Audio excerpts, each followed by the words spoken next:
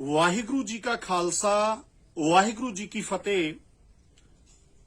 ਤਖਤ ਸ੍ਰੀ ਕੇਸਗੜ੍ਹ ਸਾਹਿਬ ਆਨੰਦਪੁਰ ਸਾਹਿਬ ਵਿਖੇ ਬਹੁਤ ਹੀ ਦੁਖਦਾਇਕ, ਹਿਰਦੇ ਵੇਦਕ, ਅਫਸੋਸਜਨਕ ਅਤੇ ਸ਼ਰਮਨਾਕ ਘਟਨਾ ਵਾਪਰੀ ਹੈ। ਇਸ ਘਟਨਾ ਦੇ ਸੰਬੰਧ ਵਿੱਚ ਮੈਂ ਕੁਝ ਬੇਨਤੀਆਂ ਖਾਸ ਤੌਰ ਤੇ ਅੱਜ ਸਿੱਖ ਜਥੇਬੰਦੀਆਂ ਅਤੇ ਸਿੱਖ ਸੰਪਰਦਾਵਾਂ ਨੂੰ ਕਰਨੀਆਂ ਚਾਹੁੰਦਾ। ਆਪਾਂ ਵੇਖ ਰਹੇ ਹਾਂ ਪਿਛਲੇ ਸਮਿਆਂ ਤੋਂ ਪੰਜਾਬ ਦੇ ਵਿੱਚ ਡੇਰਾਵਾਦ ਹੈ ਜਿਹੜਾ ਉਹ ਬਹੁਤ ਜ਼ਿਆਦਾ ਪ੍ਰਫੁੱਲਤ ਹੋ ਰਿਹਾ ਹੈ। ਇਹਦੇ ਵਿੱਚ ਖਾਸ ਤੌਰ ਤੇ ਜਿਹੜਾ ਡੇਰਾ ਸਿਰਸਾ ਹੈ, ਸੌਦਾ ਸਾਧ ਦਾ ਜਿਹੜਾ ਡੇਰਾ ਹੈ, ਇਹ ਸਿੱਖਾਂ ਨੂੰ ਸਿੱਧੇ ਮੱਥੇ ਆ ਕੇ ਕਈ ਵਾਰ ਚੈਲੰਜ ਕਰਦੇ ਆ। ਤੁਸੀਂ ਦੇਖੋ 2007 ਦੇ ਵਿੱਚ ਸਲਾਬਤਪੁਰੇ ਵਿੱਚ ਸਭ ਤੋਂ ਪਹਿਲਾਂ ਇਹਨਾਂ ਨੇ ਖੰਡੇ ਕੀ ਪਹੌਲ ਸਾਡੇ ਕੌਮੀ ਅੰਮ੍ਰਿਤ ਦੀ ਬੇਅਦਬੀ ਕੀਤੀ। ਜਦੋਂ ਜਾਮ ਇੰਸਾ ਦਾ ਢੋਂਗ ਰਚਿਆ ਸਲਾਬਤਪੁਰੇ ਡੇਰੇ ਦੇ ਵਿੱਚ ਮਈ 2007 ਦੇ ਵਿੱਚ, ਤਾਂ ਇਹਨਾਂ ਦੇ ਹੌਸਲੇ ਇੰਨੇ ਹੈ ਕਿ ਜਿਸ ਪਾਤਸ਼ਾਹ ਨੇ ਅੰਮ੍ਰਿਤ ਛਕਾਇਆ ਗੁਰੂ ਗੋਬਿੰਦ ਸਿੰਘ ਸਾਹਿਬ ਸੱਚੇ ਪਿਤਾ ਜੀ, ਉਸ ਪਾਤਸ਼ਾਹ ਦੀ ਰੀਸ ਕੀਤੀ ਆ ਜਿਹੜਾ ਅਖੌਤੀ ਸਾਧ ਹੈ ਗੁਰਮੀਤ ਰਾਮ ਰਹੀਮ ਨੇ। ਫਿਰ ਇੱਥੇ ਰੁਕੇ ਨਹੀਂ ਹੈ ਜੀ। ਤੁਸੀਂ ਵੇਖੋ ਜਿਹੜੇ ਪੰਥ ਦੋਖੀ ਨੇ ਉਹਨਾਂ ਦੇ ਉਹ ਕਿਵੇਂ ਅੱਗੇ ਵੱਧਦੇ ਜਾਂਦੇ ਆ।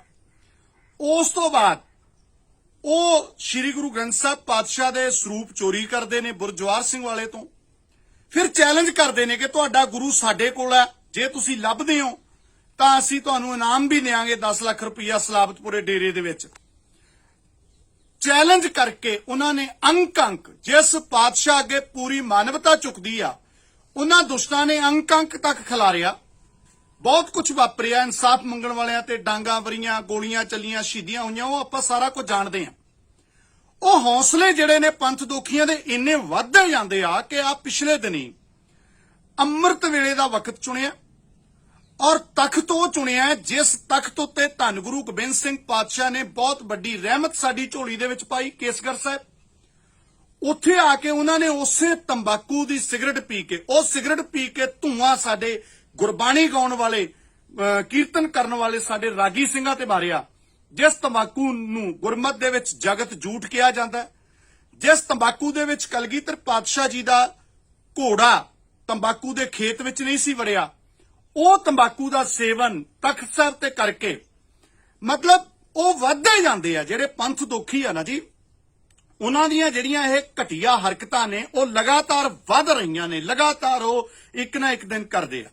ਸੋ ਮੈਨੂੰ ਲੱਗਦਾ ਹੈ ਬਿਲਕੁਲ ਉਸ ਤਰ੍ਹਾਂ ਹੋ ਰਿਹਾ ਜਿਵੇਂ ਕਦੇ, ਜੇ ਅਸੀਂ ਨਾ ਜਾਗੇ ਅਜੇ ਵੀ, ਤਾਂ ਜਿਵੇਂ ਕਦੇ ਅੰਗਰੇਜ਼ ਹਕੂਮਤ ਦੇ ਵਕਤ ਕਦੇ ਗੱਲ ਚੱਲੀ ਸੀ, ਜਦੋਂ ਭਾਈ ਵੀਰ ਸਿੰਘ ਨੂੰ ਕਿਸੇ ਪਾਦਰੀ ਨੇ ਇੱਥੋਂ ਤੱਕ ਕਹਿਤਾ ਸੀ ਕਿ ਤੁਹਾਡਾ ਜਿਹੜਾ ਦਰਬਾਰ ਸਾਹਿਬ ਆ ਨਾ, ਇਹ ਅਸੀਂ ਗਿਰਜਾ ਘਰ ਬਣਾ ਦੇਵਾਂਗੇ ਆਉਣ ਵਾਲੇ ਸਮੇਂ ਵਿੱਚ। ਇੰਨੇ ਹੌਸਲੇ ਬੁਲੰਦ ਹੋ ਗਏ ਸੀ ਉਹਨਾਂ ਨੇ ਕਿ ਇੱਕ ਕਿਸੇ ਗੁਰਦੁਆਰਾ ਸਾਹਿਬ ਦੇ ਸੇਵਾਦਾਰ ਨੂੰ ਚੁੱਕਿਆ ਸੀ ਜਿਹਦਾ ਨਾਂ ਸੀ ਦਾਊਦ ਸਿੰਘ। ਦਾਊਦ ਸਿੰਘ ਨੂੰ ਚੁੱਕ ਕੇ ਹਰਮੰਦਰ ਸਾਹਿਬ ਦੇ ਅੰਦਰ ਲਿਆ ਕੇ ਉਹਦੇ ਕੇਸ ਕੱਟੇ ਸੀਗੇ, ਈਸਾਈ ਬਣਾਇਆ ਸੀ ਉਹਨੂੰ। ਦਰਬਾਰ ਸਾਹਿਬ ਦੇ ਅੰਦਰ ਇਹ ਵਾਪਰਦਾ ਰਿਹਾ। ਤੋਂ ਜਦੋਂ ਅਸੀਂ ਅਵੇਸਲੇ ਹੁੰਨੇ ਆ, ਹੁਣ ਵੀ ਇੱਕ ਨਾ ਇੱਕ ਦਿਨ ਇਸ ਤਰ੍ਹਾਂ ਦੀਆਂ ਘਟਨਾਵਾਂ ਲਗਾਤਾਰ ਵਾਪਰਦੀਆਂ ਨੇ, ਤੇ ਹੁਣ ਸਿੱਧਾ ਤਖਤ ਸਾਹਿਬ ਦੇ ਉੱਤੇ ਇਹ ਸਭ ਕੁਝ ਵਾਪਰਿਆ।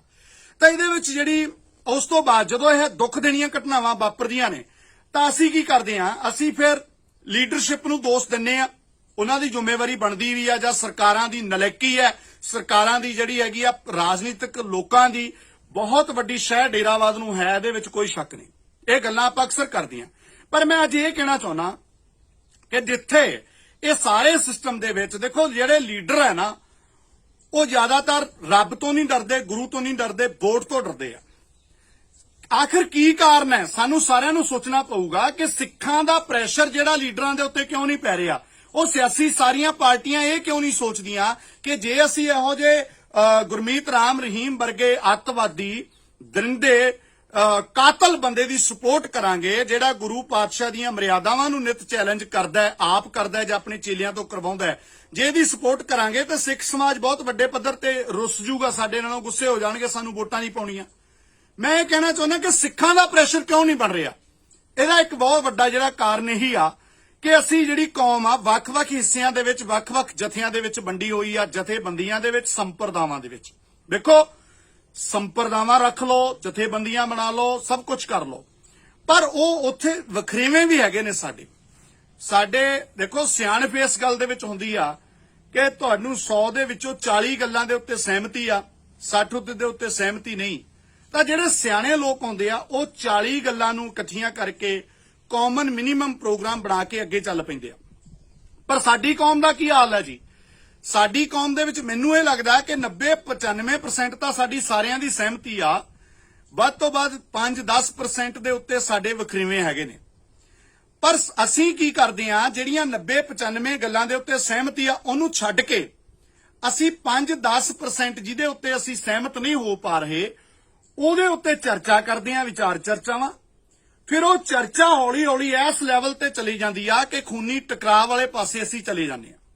ਫਿਰ ਅਸੀਂ ਆਪਣੀਆਂ ਜਥੇਬੰਦੀਆਂ ਨੂੰ, ਆਪਣੀਆਂ ਸੰਪਰਦਾਵਾਂ ਨੂੰ ਹੀ ਪੰਥ ਮੰਨ ਕੇ, ਮਤਲਬ ਉਹ ਹਉਮੈ ਜਿਹੜੀ ਸਾਡੀ ਹੈ, ਮੈਂ ਤੇ ਮੈਨੂੰ ਮਾਫ ਕਰਿਓ, ਸਾਡੀ ਮੈਂ ਦੇ ਵਿੱਚੋਂ ਵੀ ਇਹ ਪੰਥ ਦੋਖੀ ਜਿਹੜੇ ਨੇ ਉਹ ਮਜ਼ਬੂਤ ਹੋ ਕੇ ਨਿਕਲਦੇ ਨੇ, ਕਿਉਂਕਿ ਅਸੀਂ ਤਾਂ ਇਦਾਂ ਹੀ ਮੰਡੇ ਰਹਿੰਦੇ ਆ। ਉਹ ਨਾਨਕਸਰੀਆ ਹੈ, ਆ ਮਿਸ਼ਨਰੀ ਹੈ, ਉਹ ਟਕਸਾਲੀ ਹੈ, ਆ ਖੰਡ ਕੀਰਤਨ ਵਾਲਾ ਹੈ, ਆ ਬੁੱਢਾ ਦਲ ਵਾਲਾ ਹੈ, ਆ ਤਰਨਾ ਦਲ ਵਾਲਾ ਹੈ, ਤੇ ਇੱਕ ਦੂਜੇ ਨਾਲ ਇੰਨੀਆਂ ਨਫ਼ਰਤਾਂ ਪਾਲ ਲੈਣੀਆਂ ਕਿ ਜੇ ਮੰਨ ਲਓ ਕਿਸੇ ਗੁਰਦੁਆਰਾ ਸਾਹਿਬ ਦੇ ਵਿੱਚ, ਕਿਸੇ ਪਿੰਡ ਦੇ ਗੁਰਦੁਆਰਾ ਸਾਹਿਬ 'ਚ ਸਮਾਗਮ ਰੱਖਿਆ ਗਿਆ ਵੀ 3 ਦਿਨ ਦਾ ਦੀਵਾਨ ਹੈ, ਇੱਕ ਦਿਨ ਉਹਨਾਂ ਨੇ ਕਿਸੇ ਟਕਸਾਲੀ ਪ੍ਰਚਾਰਕ ਨੂੰ ਸੱਦ ਲਿਆ, ਦੂਜੇ ਦਿਨ ਕਿਸੇ ਮਿਸ਼ਨਰੀ ਨੂੰ ਸੱਦ ਲਿਆ, ਤੀਜੇ ਦਿਨ ਕਿਸੇ ਹੋਰ ਨੂੰ ਸੱਦ ਲਿਆ, ਤਾਂ ਇਸ ਗੱਲ ਦੇ ਉੱਤੇ ਵੀ ਚਰਚਾ ਹੁੰਦੀ ਆ ਕੁਝ ਲੋਕਾਂ ਵੱਲੋਂ ਕਿ ਜੀ ਦੇਖੋ ਜੀ ਉਹ ਟਕਸਾਲੀਆਂ ਨਾਲ ਰਲ ਗਿਆ ਜੀ, ਇਹ ਮਿਸ਼ਨਰੀਆਂ ਨਾਲ ਰਲ ਗਿਆ ਜੀ। ਸੋ ਅਸੀਂ ਇਹ ਜਿਹੜੇ ਪਾੜੇ ਨੇ ਉਹ ਇੰਨੇ ਗੂੜੇ ਕਰੀ ਜਾ ਰਹੇ ਹਾਂ, ਇੱਕ ਦੂਜੇ ਨਾਲ ਛੋਟੀ ਗੱਲ ਤੇ ਇੰਨੀ ਦੁਸ਼ਮਣੀ ਵਧਾ ਰਹੇ ਹਾਂ, ਜਿਹਦਾ ਪੂਰੇ ਦਾ ਪੂਰਾ ਬੈਨੀਫਿਟ ਜਿਹੜਾ ਪੰਥ ਦੋਖੀਆਂ ਨੂੰ ਮਿਲਦਾ, ਤੇ ਉਹ ਸਾਡਾ ਸਿੱਖਾਂ ਦਾ ਕੋਈ ਲੀਡਰਾਂ ਦੇ ਉੱਤੇ, ਕੋਈ ਲੀਡਰਸ਼ਿਪ ਦੇ ਉੱਤੇ ਕੋਈ ਪ੍ਰੈਸ਼ਰ ਨਹੀਂ ਬਣ ਰਿਹਾ। ਇਸ ਲਈ ਅੱਜ ਮੈਂ ਗੁਰੂ ਪਾਤਸ਼ਾਹ ਨੂੰ ਹਾਜ਼ਰ ਜਾਣ ਕੇ ਆਪ ਸਾਰਿਆਂ ਅੱਗੇ ਹੱਥ ਬੰਨਣੇ ਚਾਹੁੰਦਾ, ਬੇਨਤੀ ਕਰਨੀ ਚਾਹੁੰਦਾ ਕਿ ਆਪਾਂ ਜਾਗਣਾ ਕਦੋਂ ਹੈ? ਆਪਾਂ ਕਾਮਨ ਮਿਨੀਮਮ ਪ੍ਰੋਗਰਾਮ ਬਣਾਉਣ ਵਾਲੇ ਪਾਸੇ ਤੁਰਨੇ, ਜਾਂ ਆਪਾਂ ਇਸੇ ਤਰ੍ਹਾਂ ਆਪਸ ਵਿੱਚ ਕੁੱਕੜ ਖੇ ਉਡਾ ਕੇ ਉਹਨਾਂ ਪੰਥ ਦੋਖੀਆਂ ਨੂੰ ਇਹੋ ਜਿਹੇ ਮੌਕੇ ਦੇਣੇ ਆ? ਮੈਨੂੰ ਦੱਸੋ ਕਿੰਨੀਆਂ ਗੱਲਾਂ ਦੇ ਉੱਤੇ ਸਾਡੀ ਸਾਂਝ ਹੈ? ਸ੍ਰੀ ਗੁਰੂ ਗ੍ਰੰਥ ਸਾਹਿਬ ਨੂੰ ਤਾਂ ਅਸੀਂ ਸਾਰੇ ਆਪਣਾ ਗੁਰੂ ਮੰਨਦੇ ਆ ਨਾ, ਜਾਗਤ ਜੋਤ। ਕਿਹੜਾ ਟਕਸਾਲੀ ਹੈ, ਕਿਹੜਾ ਮਿਸ਼ਨਰੀ ਆ, ਉਹ ਕਿਹੜਾ ਨਾਨਕਸਰੀ ਹੈ, ਕਿਹੜਾ ਖੰਡ ਕੀਰਤਨੀ ਵਾਲਾ, ਕਿਹੜਾ ਬੁੱਢਾ ਦਲ ਵਾਲਾ, ਕਿਹੜਾ ਜਾਗਰੂਕ ਜਾਂ ਕਿਹੜਾ ਅਪਗ੍ਰੇਡ ਹੈ ਜਿਹੜਾ ਗੁਰੂ ਗੋਬਿੰਦ ਸਿੰਘ ਸਾਹਿਬ ਸੱਚੇ ਪਾਤਸ਼ਾਹ ਜੀ ਨੂੰ ਆਪਣਾ ਧਰਮ ਦਾ ਪਿਤਾ ਨਹੀਂ ਮੰਨਦਾ? ਸਾਰੇ ਅਸੀਂ ਮਾਤਾ ਸਾਹਿਬ ਕੌਰ ਨੂੰ ਖਾਲਸੇ ਦੀ ਮਾਤਾ ਮੰਨਦੇ ਆ। ਸਾਡਾ ਸਾਰਿਆਂ ਦਾ ਜਨਮ ਧਾਰਮਿਕ ਤੌਰ ਤੇ ਤਖ਼ਤ ਸ੍ਰੀ ਕੇਸਗੜ੍ਹ ਸਾਹਿਬ ਦੇ ਵਿੱਚ ਹੋਇਆ। ਸਾਡੀਆਂ ਬਹੁਤ ਵੱਡੇ ਪੱਧਰ ਤੇ ਸਾਂਝਾਂ ਨੇ, ਸਾਡੀ ਫਤਿਹ ਹੈ, ਸਾਡੇ ਸਭ ਕੁਝ ਹੈ। ਜਿਹੜੀਆਂ ਗੱਲਾਂ ਦੇ ਉੱਤੇ ਵਖਰੇਵੇਂ ਨੇ, ਜੇ ਆਪਾਂ ਉਹਨਾਂ ਨੂੰ ਫਿਲਹਾਲ ਛੱਡ ਦਈਏ ਵੀ ਘੱਟੋ ਘੱਟ ਸਾਂਝਾ ਦੁਸ਼ਮਣ ਜਿਹੜਾ ਵੱਡਾ ਦੁਸ਼ਮਣ ਹੈ ਸਾਹਮਣੇ, ਜਿਵੇਂ ਪਿਛਲੇ ਸਮੇਂ 'ਚ ਹੋਇਆ, ਇਤਿਹਾਸ ਦੀਆਂ ਬੜੀਆਂ ਮਿਸਾਲਾਂ ਨੇ, ਮੈਂ ਸਿਰਫ ਇੱਕ ਉਦਾਹਰਣ ਦੇ ਦਿੰਦਾ। ਤੁਸੀਂ ਵੇਖੋ ਮਿਸਲਾਂ ਵਾਲੇ ਵੀ ਆਪੋ ਵਿੱਚ ਹੀ ਸਰਦਾਰ ਬਹੁਤ ਝਗੜਦੇ ਸੀ, ਲੜਦੇ ਸੀ, ਪਰ ਜਦੋਂ ਵੱਡਾ ਦੁਸ਼ਮਣ ਆ ਗਿਆ ਸਾਹਮਣੇ ਅਹਿਮਦ ਸ਼ਾਹ ਅਬਦਾਲੀ, ਉਦੋਂ ਸਾਡੇ ਸਰਦਾਰ ਜੱਸਾ ਸਿੰਘ ਆਹਲੂਵਾਲੀਏ ਵਰਗੇ ਕੌਮ ਦੇ ਸਿਆਣੇ ਲੀਡਰਾਂ ਨੇ ਫਿਰ ਕੀ ਨਾਰੇ ਦਿੱਤੇ? ਮਿਸਲ ਵੰਡ ਅਬ ਕਬੂ ਨਾ ਪਾਵੋ, ਰਲ ਮਿਲ ਖੜ ਤੁਰ ਪੰਥ ਬਚਾਵੋ। ਕਿ ਹੁਣ ਮਿਸਲਾਂ ਦੇ ਮਸਲੇ ਨਹੀਂ, ਆਪਸੀ ਝਗੜੇ ਬਾਅਦ ਚ ਨਿਬੇੜ ਲਾਂਗੇ, ਹੁਣ ਰਲ ਮਿਲ ਖੜ ਤੁਰ ਪੰਥ ਬਚਾਵੋ।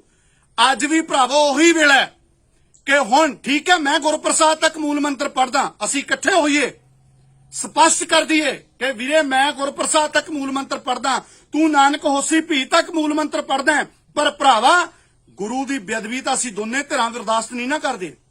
ਫਿਰ ਸਾਨੂੰ ਗੋਡੇ ਨਾਲ ਗੋਡਾ ਜੋੜ ਕੇ ਬੈਠਣ ਵਿੱਚ ਹਰਜ ਕੀ ਆ? ਕੋਈ ਰਾਗਮਾਲਾ ਪੜ੍ਹਦਾ, ਕੋਈ ਨਹੀਂ ਪੜ੍ਹਦਾ। ਇਹ ਗੱਲਾਂ ਸਪਸ਼ਟ ਕਰਕੇ ਕਿ ਬਈ ਭਾਵੇਂ ਸਾਡੀ ਇਸ ਗੱਲ ਦੇ ਉੱਤੇ ਆਹ ਵਿਚਾਰਧਾਰਾ ਹੈ, ਤੇਰੀ ਆਹ ਹੈ, ਤੂੰ ਪੜ੍ਹਦਾ ਮੈਂ ਨਹੀਂ ਪੜ੍ਹਦਾ, ਤੂੰ ਗੁਰਪ੍ਰਸਾਦ ਤੱਕ ਪੜ੍ਹਦਾ ਮੈਂ ਨਾਨਕ ਹੋਸੀ ਭੀ ਤੱਕ ਮੂਲ ਮੰਤਰ ਪੜ੍ਹਦਾ, ਇਹ ਵਖਰੇਵਿਆਂ ਦੇ ਬਾਵਜੂਦ ਵੀ ਸਾਨੂੰ ਘੱਟੋ ਘੱਟ ਸਾਂਝਾ ਪ੍ਰੋਗਰਾਮ ਬਣਾਉਣਾ ਚਾਹੀਦਾ, ਇਸ ਪਾਸੇ ਤੁਰਨਾ ਚਾਹੀਦਾ ਹੈ, ਔਰ ਸਾਨੂੰ ਮੀਟਿੰਗਾਂ ਆਪਸ ਦੇ ਵਿੱਚ ਵਧਾਉਣੀਆਂ ਚਾਹੀਦੀਆਂ। ਮੈਂ ਕਹਿੰਦਾ ਸਾਡੇ ਤਾਂ ਜੇ ਪੋਸਟਾਂ ਤੇ ਫੋਟੋ ਛਪ ਜਾਂਦੀ ਹੈ ਤਾਂ ਚਰਚਾ ਹੁੰਦੀ ਹੈ। ਮੈਨੂੰ ਪਤਾ ਹੈ ਇਸ ਗੱਲ ਦੇ ਉੱਤੇ ਵੀ ਬੜੀਆਂ ਚੀਕਾਂ ਵੱਜਣੀਆਂ ਕੁਝ ਲੋਕਾਂ ਦੀਆਂ, ਜਿਨ੍ਹਾਂ ਦਾ ਤੋਰੀ ਫੁਲਕਾ ਆਪਸ ਵਿੱਚ ਪਾੜੇ ਪਵਾ ਕੇ ਚੱਲਦਾ, ਆਪਸ ਵਿੱਚ ਝਗੜੇ ਝਮੇਲੇ ਖੜੇ ਕਰਕੇ ਚੱਲਦਾ। ਉਹ ਯਾਰ ਗੁਰੂ ਗ੍ਰੰਥ ਸਾਹਿਬ ਦੇ ਅੰਕ ਖਿਲਾਰੇ ਜਾ ਰਹੇ ਆ, ਪਾੜ ਕੇ ਰੂੜੀਆਂ ਤੇ ਸੁੱਟ ਦਿੰਦੇ ਉਹ ਲੋਕ, ਉਹਨਾਂ ਦੇ ਹੌਸਲੇ ਵੱਧ ਗਏ। ਅਸੀਂ ਇਹ ਵੇਖਦੇ ਹਾਂ ਕਿ ਹੁਣ ਇਹ ਮਸਲਾ ਜਿਹੜਾ, ਇਸ ਮਸਲੇ ਦੇ ਉੱਤੇ ਗੱਲ ਕਰ ਰਿਹਾ ਜਿਹੜਾ ਸਿੱਖ ਹੈ, ਉਹ ਮਿਸ਼ਨਰੀ ਹੈ ਜਾਂ ਉਹ ਟਕਸਾਲੀ ਹੈ? ਜੇ ਉਹ ਮਿਸ਼ਨਰੀ ਹੈ ਤਾਂ ਉਹ ਤੇ ਉਹਦੀ ਸਪੋਰਟ ਕਰੂਗੀ, ਦੂਜੇ ਚੁੱਪ ਰਹਿਣਗੇ। ਟਕਸਾਲੀ ਹੈ ਉਹ ਮਤਲਬ ਫਿਰ ਟਕਸਾਲੀ ਉਹਦੀ ਸਪੋਰਟ ਕਰਨਗੇ। ਸੋ ਅਸੀਂ ਇਹ ਜਿਹੜਾ ਇਹ ਬਹੁਤ ਪੁੱਠੇ ਪਾਸੇ ਅਸੀਂ ਤੁਰੇ ਹੋਏ ਆ। ਗੁਰੂ ਗ੍ਰੰਥ ਸਾਹਿਬ ਸੱਚੇ ਪਾਤਸ਼ਾਹ ਸਾਡੇ ਗੁਰੂ ਨੇ, ਗੁਰੂ ਗੋਬਿੰਦ ਸਿੰਘ ਸਾਡਾ ਪਿਓ ਹੈ, ਤੇ ਫਿਰ ਸਾਨੂੰ ਸਾਰਿਆਂ ਨੂੰ ਵਿਚਾਰਧਾਰਕ ਵਖਰੇਵਿਆਂ ਤੋਂ ਉੱਪਰ ਉੱਠ ਕੇ ਇੱਕ ਪ੍ਰੈਸ਼ਰ ਗਰੁੱਪ ਇਸ ਤਰ੍ਹਾਂ ਦਾ, ਤਾਂ ਸਾਡਾ ਸਿੱਖਾਂ ਦਾ ਕੋਈ ਪ੍ਰੈਸ਼ਰ ਬਣੂਗਾ, ਫਿਰ ਲੀਡਰ ਜਿਹੜੇ ਨੇ ਸਾਡੀ ਕੋਈ ਪ੍ਰਵਾਹ ਕਰਨ ਲੱਗਣਗੇ। ਨਹੀਂ ਤਾਂ ਬਸ ਥੋੜਾ ਚਿਰ ਰੌਲਾ ਪੈਂਦਾ, ਆ ਹੁਣ ਵੀ ਹੋ ਰਿਹਾ, ਇੱਕ ਦੂਜੇ ਦੇ ਉੱਤੇ ਬਲੇਮਬਾਜ਼ੀ ਕਰੋ, ਉਹ ਦੋਸ਼ੀ ਹੈ, ਆਹ ਦੋਸ਼ੀ ਹੈ, ਆਪੋ ਵਿੱਚ ਹੀ ਝਗੜਦੇ ਆ। ਠੀਕ ਹੈ, ਪੰਥ ਦੇ ਠੇਕੇਦਾਰਾਂ ਦੀਆਂ ਜਿਹੜੀਆਂ ਨਲਾਇਕੀਆਂ ਹੈਗੀਆਂ ਨੇ ਉਹਨਾਂ ਦੀ ਆਪਾਂ ਅਕਸਰ ਗੱਲ ਕਰਦੇ ਆ, ਪਰ ਮੈਂ ਅੱਜ ਇਹਦੇ ਤੋਂ ਹਟ ਕੇ ਮੈਂ ਹੱਥ ਬੰਨ ਕੇ, ਜੇ ਕੋਈ ਨਾਨਕਸਰ ਦੇ ਵਿੱਚ ਵੀ ਦੇਖੋ ਸਾਰੀਆਂ ਤਰ੍ਹਾਂ ਚ ਨਾਨਕਸਰੀ ਹੋਣ, ਖੰਡ ਕੀਰਤਨੀ ਹੋਣ, ਮਿਸ਼ਨਰੀ ਹੋਣ, ਟਕਸਾਲੀ ਹੋਣ, ਜਾਗਰੂਕ ਹੋਣ, ਅਪਗ੍ਰੇਡ ਹੋਣ, ਕੋਈ ਨਾ ਕੋਈ ਸੁਹਿਰਦ ਬੰਦੇ ਵਿੱਚ ਬੈਠੇ ਆ, ਸਾਰੀਆਂ ਤਰ੍ਹਾਂ ਚ ਹੈਗੇ ਆ।